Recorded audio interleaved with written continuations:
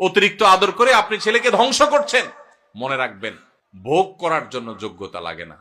ভোগ তো গরু ছাগলও করতে পারে, কুকুর শুকুরও করতে পারে, পশু পাখিও করতে পারে। ভোগ করার জন্য যোগ্যতার প্রয়োজন হয় না, ত্যাগ করার জন্য যোগ্যতার প্রয়োজন হয়। বাচ্চাকে ত্যাগ শিখান, ভোগ শিখানোর দরকার নাই।